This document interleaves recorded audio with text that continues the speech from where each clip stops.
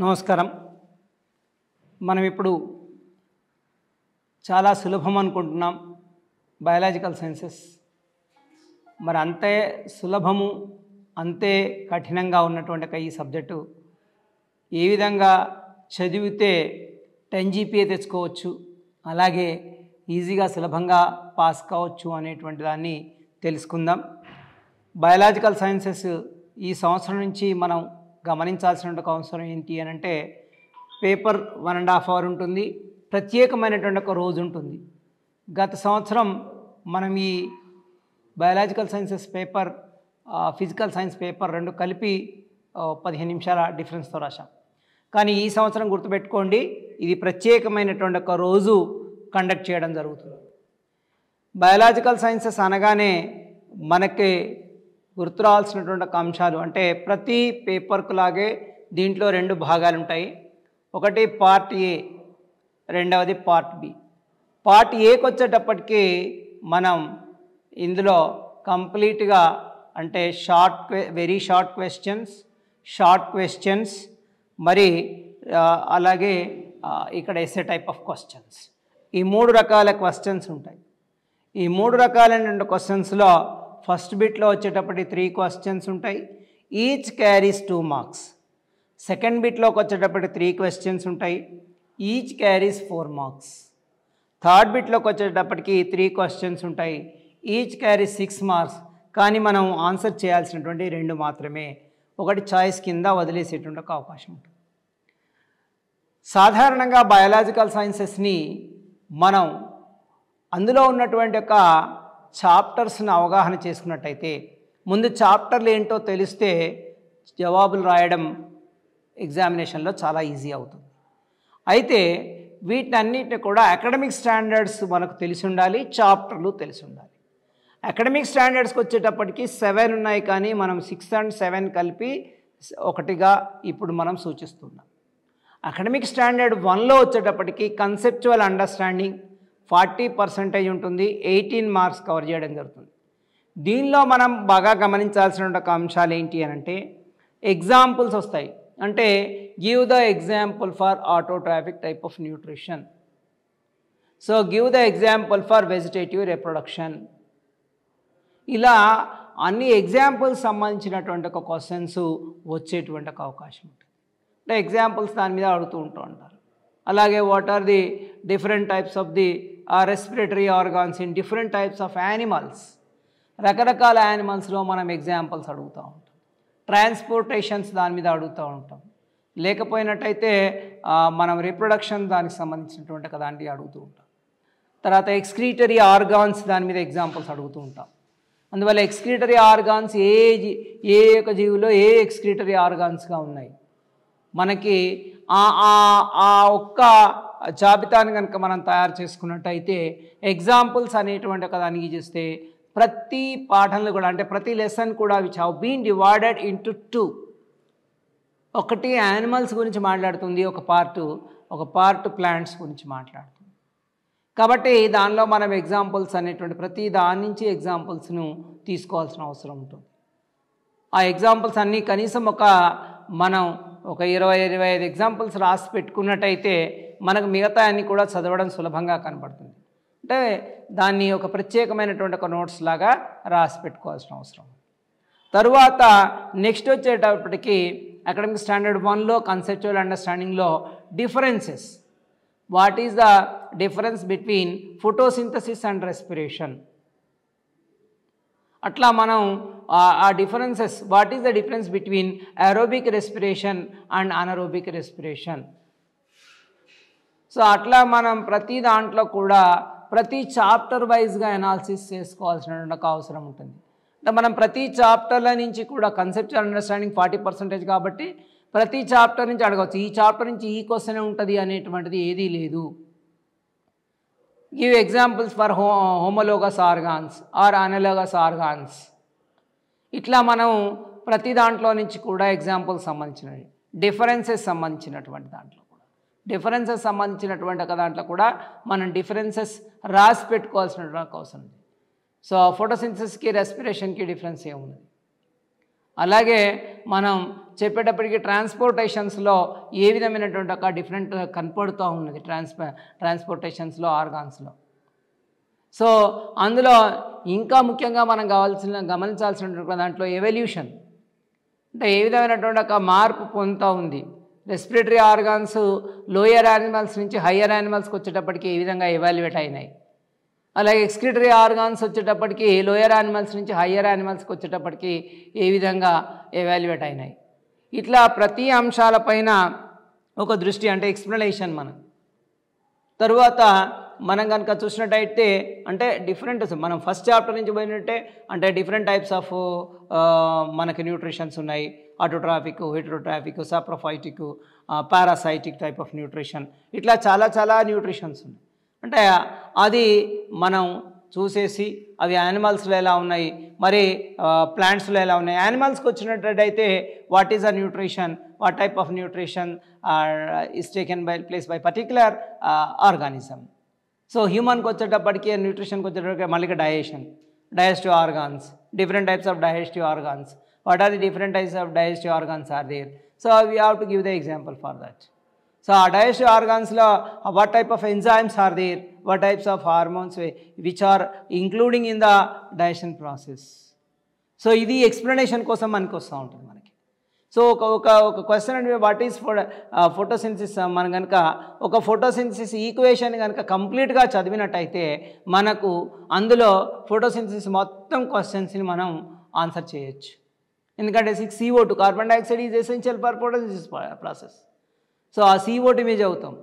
So CO2 నుంచి చదివినప్పుడు అంటే మనం కార్బన్ డైఆక్సైడ్ ఎట్లా కావాలి, వాటర్ ఎట్లా కావాలి, మనకి సన్లైట్ ఎట్లా ఉంటుంది, సో క్లోరోఫిల్ అంటే క్లోరోఫిల్ ఎట్లా ఉంటుంది, క్లోరోఫిల్కి క్లోరోప్లాస్ట్కి డిఫరెన్స్ ఏముంది.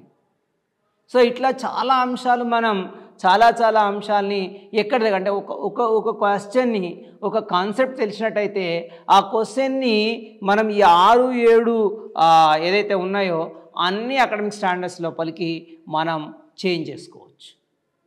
అందువల్ల చదివేటప్పుడు ప్రతి వారు కూడా ఒక ఫోకస్ ఇచ్చి చదవాలి. ఒక చాప్టర్ను మనం చదివేటప్పుడు ఏంటంటే ఫస్ట్ చాప్టర్ నేమ్ ఏంటి, వాట్ ఈజ్ న్యూట్రిషన్ ఉంది, వాట్ ఈజ్ అ న్యూట్రిషన్ అని మనం క్వశ్చన్ పెట్టుకున్నాం అనుకోండి, ఆ question there may be choice to get in the examination. అందువల్ల నేను చెప్పేది ఏంటంటే మీకు అన్ని చాప్టర్స్ నేమ్స్ రాసుకొని వాటి ముందు వాట్ అనేటువంటిది పెడితే what is nutrition, what is transportation, what is respiration, what is coordination, what is reproduction, ఇలా రాస్తూ వెళ్తూ ఉంటే ఆ క్వశ్చన్స్ మనకు 10 చాప్టర్స్ ఉన్నాయి, 10 క్వశ్చన్స్ తయారవుతాయి. అందువల్ల అందులో నుంచి ఏదైనా క్వశ్చన్ రావచ్చు. అంటే మనకు ఒక బ్రాడర్ కాన్సెప్ట్లో నీకు ఆ యూనిట్ మీద అవగాహన ఉండాలి. అంటే every unit is a specific and every unit is not a different one, every unit is depending upon the others. అందుకే మనం ఆ అలైన్మెంట్ని చూసినా కూడా అట్లాగే ఉంటుంది చూడండి మీరు. సో మనం చూసినప్పుడు న్యూట్రిషన్ని డైజెషన్ని వేరుగా చూడలేము, అన్నీ ఇంటర్డిపెండబులే. కాబట్టి దాని లోపల ఉన్నటువంటి అంశాల్లో మనం కనుక కరెక్ట్ చూసినట్టయితే అంటే ఈ డిఫరెన్సెస్లో కావచ్చు, ఎగ్జాంపుల్స్లో కావచ్చు, ఎక్స్ప్లెనేషన్స్లో కావచ్చు, ఈ సిమిలారిటీస్లో కావచ్చు, ఈ అంశాన్ని మనం చూస్తూ రావాలి. చూస్తూ వచ్చినప్పుడు మనం సక్సీడ్ అవుతాం. ముఖ్యంగా మనం చూసినట్టయితే 1 to 8 చాప్టర్స్ ఒకటైతే 9th and 10th chapter environmental స్టడీస్కి సంబంధించినటువంటి ఎన్వైరన్మెంటల్ సైన్సెస్కి సంబంధించిన.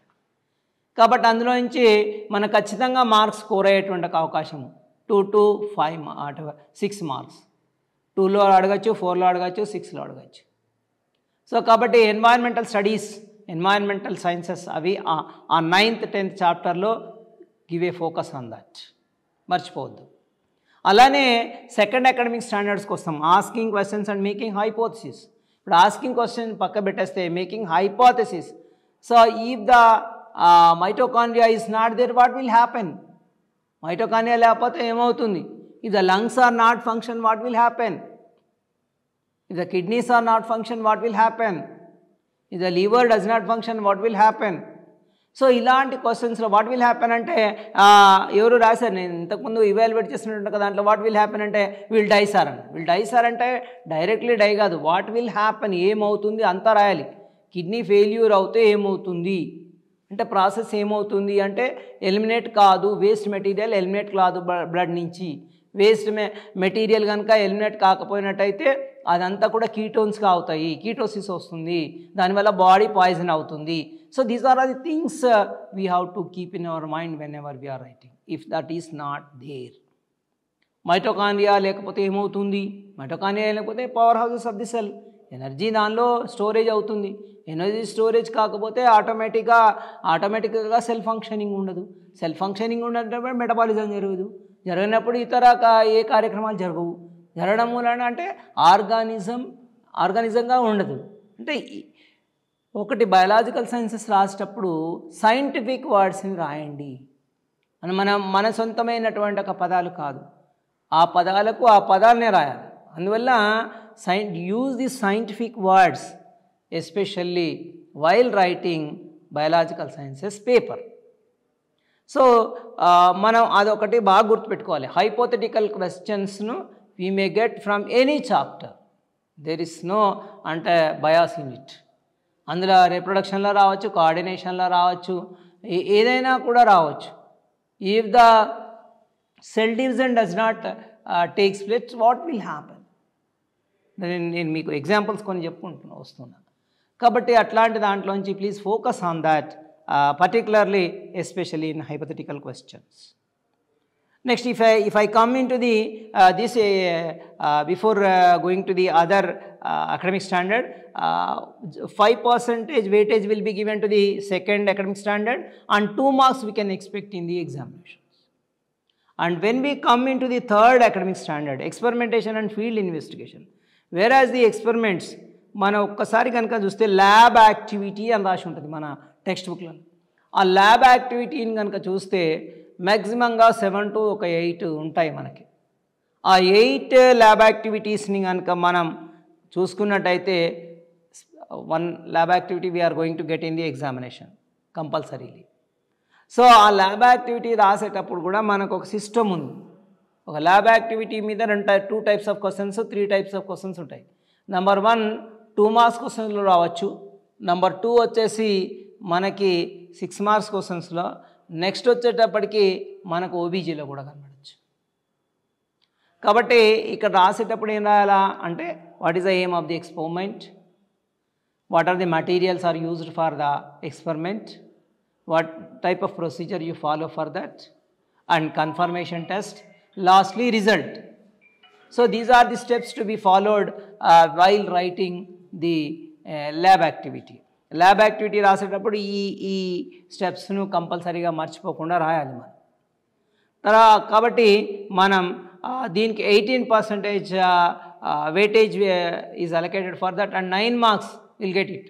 9 marks అంటే 2 marksలో ఒకటి రావచ్చు, 1 markలో ఒకటి రావచ్చు, 6 marksలో ఒకటి రావచ్చు. అందువల్ల ఆ 9లో 9 ప్రాక్టీస్ చేసి పెట్టండి. అండ్ వెన్ ఎవర్ నెక్స్ట్ వచ్చేసేటప్పటికి ఇక్కడ information skills and projects. So information స్కిల్కి వచ్చేటప్పటికి 8% ఇవ్వటం జరుగుతుంది. 4 marks ఉంటాయి. ఈ ఇన్ఫర్మేషన్ స్కిల్స్ని ఎలా అడుగుతాడు? మనకి బోలెడు టేబుల్స్ ఉన్నాయి టెక్స్ట్ బుక్లో. ఎంజైమ్ టేబుల్స్ ఉన్నాయి, హార్మోన్స్ టేబుల్స్ ఉన్నాయి, తర్వాత డిఫరెంట్ టైప్స్ ఆఫ్ టేబుల్స్ కనిపిస్తూ ఉంటాయి. దాదాపుగా మనకు ఒక 8-10 టేబుల్స్ కనిపిస్తూ ఉంటాయి. ఆ 8-10 టేబుల్స్తో పాటుగా ప్రతి అంశాన్ని కూడా మనం ఫోకస్ చేయాలి. సో మనం హార్మోన్స్ అంటే కేవలం ఒక యానిమల్ హార్మోన్స్ అనే కాదు, ఫైటో హార్మోన్స్ మీద కూడా చూడాలి మనం. సో ఇట్లా మనం అన్ని టేబుల్స్ కనుక చూస్తే టేబుల్లో కింద 4 questions ఇస్తే ఆల్మోస్ట్ ఆల్ 1, 2, 3 questions అన్నీ కూడా will get the answers from the above table. But whereas the 1 question is related to that. ఇప్పుడు మనం విటమిన్స్ అంటే డిఫరెంట్ టైప్స్ ఆఫ్ విటమిన్స్ కింద ఒక టేబుల్ ఇచ్చేస్తే మన కింద క్వశ్చన్స్ కనుక చూస్తే పైన ఉన్నటువంటి ఒక డిఫరెంట్ టైప్స్ ఆఫ్ వైటమిన్ సోర్సో లేకపోతే ఆ విటమిన్ లోపం వల్ల deficiency of that vitamin what it will cause అనో క్వశ్చన్స్ ఉంటుంది. కానీ అందులో 1, 2, 3 ఇట్లా ఇచ్చిన తర్వాత ఒక క్వశ్చన్ కొంచెం రిలేటెడ్ ఉంటాయి. వాట్ ఈజ్ అ వైటమిన్ అనే క్వశ్చన్ రావచ్చు. కాబట్టి మనం దానికి సంబంధించినటువంటి దానిపైన ఒక అవగాహన మనకి కావాలి, ఒక అండర్స్టాండింగ్ ఉండాలి. ఒక అండర్స్టాండింగ్ ఆ టేబుల్ అంటే మనకు డిఫరెంట్ టైప్స్ ఆఫ్ ఒక బ్రెయిన్కి సంబంధించినటువంటి ఒక దాంట్లో. సో హిండ్ బ్రెయిన్ కావచ్చు, మిడ్ బ్రెయిన్ కావచ్చు. అంటే మనం అక్కడ ఇచ్చిన టేబుల్ని ఒకసారి చదవండి. అందుకే before answering the questions read the question thoroughly. ఆ తరోగా క్వశ్చన్ చదివినప్పుడు మాత్రమే ఆ ఇన్ఫర్మేషన్ స్కిల్స్లో ఆన్సర్ చేయగలుగుతాం. సాధారణంగా మీరు కొంచెం చాలా జాగ్రత్తగా చూస్తే దీనికి ఆన్సర్ చేయడం చాలా సులభం మనకి, ఎందుకంటే 4 మార్కులు వచ్చేస్తాయి. చాలా ఈజీ అంటే కన్సెప్చువల్ అండర్స్టాండింగ్లో, తర్వాత ఇన్ఫర్మేషన్ స్కిల్స్లో, దాని తర్వాత కమ్యూనికేషన్స్లో, దాని తర్వాత ఆబ్జెక్టివ్లో, ఈ 4తో పాస్ కావచ్చు. కన్సెప్చువల్ అండర్స్టాండింగ్ 18 మార్క్స్ ఉన్నది కాబట్టి వాస్తవంగా అదొక్కటి కంప్లీట్గా చేస్తే 14 మార్క్స్ పాస్ అవుతాం. అలానే స్కోరింగ్కి కూడా మీకు బాగా పనికొస్తుంది. So this is what about the information skill, that is the 4th academic standard. If I come to the next academic standard, communication through the drawing and model making. So this also covers 15% of weightage it is having, and 7 marks are allocated for this. So అంటే ఇక్కడ drawing అనేటువంటిది ఏంటి? So ఇక్కడ write about the different types of walls in the heart, or draw the diagrams of the walls, different types of walls in the heart, and write about it. ఇదే question. అన్నప్పుడు మన different types of వాల్స్ని locate చేయడం అనేటువంటిది ఎక్కడ ఉన్నాయి location తెలుసుకోవాలి. So drawing తీసేటప్పుడు కూడా కలర్ఫుల్గా అక్కర్లేదు, ఓన్లీ యూజ్ ద పెన్సిల్. అది కన్వే చేస్తే అయిపోయి. ఆ డయాగ్రాము నీట్గా ఉండాలి, కన్వే చేయాలి, పర్ఫెక్ట్గా కనిపించాలి. అంతే తప్పే దాన్ని కలర్ఫుల్గా చాలా అట్రాక్టివ్గా చేయకూడదు. Only pencil diagrams are enough, రేఖాచిత్రాలు చాలు మనకి. కాబట్టి దాంట్లో రాసేటప్పుడు కూడా ఇంకొకటి, whenever after completion of drawing your diagram, please label it clearly. దానికి మనం మైటోకాండ్రియా డయాగ్రామ్ గీసిన తర్వాత దాన్ని లేబుల్ చేయాలి. లేబుల్ చేయకపోయినట్టయితే, దానిలో పార్ట్ లొకేషన్ చేయకపోయినట్టయితే మనకి అంటే ఇవాల్యుయేటర్కి ఏమనుకుంటాడంటే ఈయనకు సరైన అవగాహన లేదు అని అనుకుంటాడు. కాబట్టి మనకు ఒక క్వశ్చన్ ఇచ్చే క్లోరోప్లాస్ట్ ఇచ్చాం మనం. ఒక chloroplast, draw the diagram of the chloroplast and write about it structure అని అన్నాం అనుకోండి. లేదా draw the diagram sowing the internal, that is the about the kidney అన్నాం అనుకోండి. సో డ్రా డయాగ్రామ్ అని అన్నప్పుడు, కిడ్నీ డ్రా డయాగ్రామ్ గీయించినప్పుడు నీకు పార్ట్స్ తెలియాలి మనకి. ఇంటర్నల్ స్ట్రక్చర్ అన్నప్పుడు కిడ్నీది తెలియాలి మనకి. సో డ్రాయింగ్కి వచ్చేటప్పటికి ఒక 10 నుంచి 12 డయాగ్రామ్స్ మీరు పాత పేపర్ను ఒకసారి అనాలిసిస్ చేస్తే దాదాపు ఒక 12-13 డయాగ్రామ్స్ అన్నీ రిపీటేషన్లో ఉంటాయి మనకి. అటుగా ఇటుగా ఉంటాయి, అంటే అంత ఖచ్చితం అని కాదు, అటుగా ఇటుగా ఉంటాయి 12-13 డయాగ్రామ్స్ వల్ల మనకి ఇక్కడ 7 మార్కులు ఎలా వస్తాయి అని అంటే, 1 మార్క్ మనకు ఆబ్జెక్టివ్ టైప్లో కవర్ అవుతుంది. ఆబ్జెక్టివ్ టైప్లో కవర్ అయిపోయినటువంటి ఒక డయాగ్రామ్లో ఏముంటుంది అక్కడ అంటే, డయాగ్రామ్ ఇచ్చి ఒకటి రికగ్నైజ్ చేయవచ్చు, రెండోది పార్ట్ ఇచ్చేసి అంటే డయాగ్రామ్లో ఒక పార్ట్ ఇచ్చేసి రికగ్నైజ్ చేయవచ్చు, మూడోది what is the function of that particular part యొక్క ఫంక్షన్ ఏంది అని కూడా అడగచ్చు మనకి. కాబట్టి ఫంక్షన్ని మనం తెలియాలంటే, ఒక పార్ట్ గురించి తెలిసినప్పుడు, ఒక ఆర్గాన్ గురించి తెలిసినప్పుడు ఆ ఆర్గాన్ గురించి తెలియాలి, ఆర్గాన్ యొక్క డయాగ్రామ్ తెలియాలి, ఆర్గాన్ యొక్క యూజ్ తెలియాలి. Organ, if the organ is not there what will happen, hypothetical question, అది కూడా తెలియాలి. అంటే మనకి ఒక హార్ట్ తెలిస్తే అంటే structure, internal structure of heart తెలియాలి. హార్ట్లో తెలిసినట్టయితే హార్ట్లో వాల్స్ తెలియాలి. హార్ట్లో తెలిసినట్టయితే హార్ట్లో ఏ విధంగా అంటే ఫంక్షనింగ్ ఉంటుంది రాయాలి. అలాగే హార్ట్ అటాక్ అంటే ఏంది తెలియాలి. అలాగే heart does not function, what will happen అనేటువంటి కూడా తెలియాలి. అంటే ఒక్క స్ట్రక్చర్ తీసుకున్నప్పుడు ఆ స్ట్రక్చర్లో చాలా అంశాలు తెలియాలి మనకి. ఏదైనా ఒక స్ట్రక్చర్ తీసుకున్నప్పుడు ఆ స్ట్రక్చర్లో చాలా అంశాలు తెలియాలి. మనం ఫోకస్ ఇవ్వాలి. ఫోకస్ ఇచ్చినప్పుడు మాత్రమే మనం ఆ అంశాల పట్ల సరైనటువంటి ఒక అవగాహన ఉంటుంది మనకి. అలాగే ఒక చిన్న క్వశ్చన్ ఏంటంటే, ఇప్పుడు లేయర్స్, మనకి డిఫరెంట్ టైప్స్ ఆఫ్ లేయర్స్, బ్రెయిన్లో ఉన్నటువంటి ఒక లేయర్స్ ఏంటి, ఏం లేయర్స్ ఉన్నాయి మనకి. అలాగే కిడ్నీలో కనిపించడం అంటే మనం దానిపైన బ్రెయిన్ పైన కవర్ అయినటువంటి ఒక లేయర్స్ని మనం అడిగినప్పుడు అలా మనం అన్ని లేయర్స్ని ఎక్కడెక్కడ ఉంటాయని చూసేసుకొని ఆ లేయర్స్ని ఒక లిస్ట్ రాసి పెట్టుకున్నట్టయితే మనకు చాలా సులభంగా ఉంటుంది. తర్వాత నెక్స్ట్ వచ్చేసేటప్పటికి మనం 6th and 7 academic standard. So ఈ 6th and 7 academic standard appreciation and biodiversity. So biodiversity 14% 6 marks ఉంటాయి. 14% 6 మార్క్స్ అంటే 4 మార్క్స్ ఒక క్వశ్చన్ ఇవ్వచ్చు, లేదా 2వ ఆబ్జెక్ట్ ఇవ్వచ్చు, లేదా మనకి 6 మార్క్స్ క్వశ్చన్ ఇవ్వచ్చు. ఇఫ్ ద అంటే what are the functions of the forest, if the forest is a renewable resources, so support చేయమని చెప్పచ్చు స్టేట్మెంట్ని మనకి. సో అంటే forest is a renewable resources. అలాగే ఇఫ్ ద వాటర్ కన్జ్యూమ్ మీద మన క్వశ్చన్స్ అడగచ్చు. వాటర్ కన్జ్యూమ్ చేయడం దాని మీద కూడా క్వశ్చన్స్ అడగచ్చు. అంటే వాటర్ని మనం ఏ విధంగా స్టోరేజ్ చేసుకుంటాం, వాటర్ని అంటే పర్కులేషన్ ట్యాంక్స్ మీద కానీ. సో అట్లాంటి దాంట్లో ఫార్మర్ బేస్డ్ ఇంటర్వెన్షన్స్ అని చాలా ఉన్నాయి దాంట్లో. అట్లాంటి దాంట్లో నుంచి కూడా మనకి ఇక్కడ అంటే బయోడైవర్సిటీకి సంబంధించినటువంటివి కావచ్చు, డైలీ లైఫ్ అప్లికేషన్ సంబంధించినటువంటి ఒక వాటిని కానీ మన క్వశ్చన్స్ అడుగుతాడు. కాబట్టి ఈ హైపోథెటికల్ క్వశ్చన్స్ అంటే చాలా ఇంపార్టెంట్ అయినటువంటి. ఇక next if I come in to the objective bit, అంటే పార్ట్ బికి వచ్చేస్తే ఇందులో అంటే 10 ఉంటాయి మనకి. ఈ 10 లోపల ఐడెంటిఫికేషన్ ఆఫ్ కరెక్ట్ పేర్ అని ఒక క్వశ్చన్ ఉంటుంది. అప్పుడప్పుడు ఆడ్ మ్యాన్ అవుట్ ఒక క్వశ్చన్ ఉంటుంది. తర్వాత ఫ్లో చార్ట్కి సంబంధించినటువంటివి కూడా క్వశ్చన్స్ రావచ్చు మనకి. ఫ్లో చార్ట్ని ఇచ్చేసి ఆ ఫ్లో చార్ట్ లోపల మనం ఒకటి మిస్ చేస్తే అది కూడా గుర్తించేటువంటిది ఉంటుంది. So recognition of the correct sentences ఒకటి ఉండవచ్చు. తర్వాత డయాగ్రామ్కి సంబంధించినటువంటిది ఉంటుంది. తర్వాత ఎక్స్పెరిమెంట్ సంబంధించినటువంటిది ఉండవచ్చు. కాబట్టి whenever you are attempting the MCQ questions, please focus on that. దానిలో మనం ఇప్పుడు ఉదాహరణకి మనం MCQ క్వశ్చన్స్ చూస్తే ఎక్కడికోవాల్సిన అవసరం లేదు. లెసన్ వెనకాల ఉన్నటువంటి ఒక keywords what we have learn to plus అక్కడ ఎక్సర్సైజ్ కూడా ఇచ్చారు. అంటే మీరు లెసన్ని పర్ఫెక్ట్గా చదివితే, ఒక చాప్టర్ని పర్ఫెక్ట్గా కనుక చదవగలిగితే దానిలో ఆబ్జెక్టివ్ బిట్ ఆటోమేటిక్గా కవర్ అయిపోతుంది. అందువల్ల బయాలజికల్ సైన్సెస్కి ముఖ్యంగా చదవడం అనేటువంటిది ఇంపార్టెంట్. ప్రతి చాప్టర్ని చదవాలి, ప్రతి డయాగ్రామ్ని ప్రాక్టీస్ చేయాలి, ప్రతి ల్యాబ్ యాక్టివిటీ మీద ఫోకస్ చేయాలి, ప్రతి టేబుల్ మీద ఫోకస్ చేయాలి. అంటే ప్రతి అంశం మీరు ఎక్కడ చూసినా ప్రతి అంశం మీద మనం ఫోకస్ చేయాల్సిన ఒక అవసరం ఉన్నది. లేకపోయినట్టయితే మనకు ఒక పెరిస్టాల్సిస్ అనే మాట వస్తుంది. ఒక పెరిస్టాల్సిస్ అనేటువంటిది మొత్తం బాడీలో ఎక్కడెక్కడ జరుగుతుంది అన్నిటి మీద అవగాహన ఉండాలి, ఒక దగ్గర కాదు.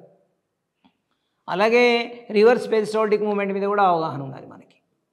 కాబట్టి ఈ విధంగా మనం ఒక క్వశ్చన్ పేపర్లో అవుట్ రావటానికి అంటే మనకి 10% అంటే జీపీఏ రావాలి అని అనుకున్నప్పుడు ఈ అంశాల మీద ఫోకస్ పెట్టండి. Mainly please focus on your particular different types of chapters. So ఆ చాప్టర్ రాయాలి. చాప్టర్లో ఉన్నటువంటి ఒక సబ్ ఐటమ్స్ ఏమున్నాయి, ఏ ఐటమ్స్ ఉన్నాయి అన్నీ కూడా ఒకసారి రాయండి. ఇంకొకటి మీకు ఏదైనా ఇబ్బందిగా అనిపించినప్పుడు హార్మోన్స్ మీదనో లేకపోతే ఎంజైమ్స్ మీదనో లేకపోయినట్టయితే వైటమిన్స్ మీదనో ఎక్కడ ఉన్నట్టయితే ఆ చాప్టర్లని రాసేసుకొని మీరు పేస్ట్ చేసుకోండి. అంటే ఆ యొక్క టేబుల్స్ని రాసేసుకొని మీ బెడ్రూమ్లో పేస్ట్ చేసుకొని మనం మర్చిపోకుండా ఉండడానికి చూడండి. సో ఈ విధంగా చేసినప్పుడు మనం ఎస్ఎస్సి ఎగ్జామినేషన్లో 10/10 తెచ్చుకోవడం చాలా సులభం. ఈవెన్ అంటే మనం 40కి మనకు 35, 36 ఇందులోనే వస్తుంటాయి. మిగతాయి మనం ఫిజికల్ సైన్స్లో కవర్ చేసుకున్నట్టయితే బాగుంటుంది. కాబట్టి ఈ సంవత్సరం నుంచి మనకి ప్రత్యేక రోజు పరీక్ష ఉంది. చాలా హ్యాపీగా హాయిగా రాయండి. 10 జీపీఏ తెచ్చుకోవాలని కోరుకుంటూ all the best. Thank you to all. Subscribe చేయండి. Please do subscribe to. Please like, share and subscribe to top Telugu TV. Top Telugu TV.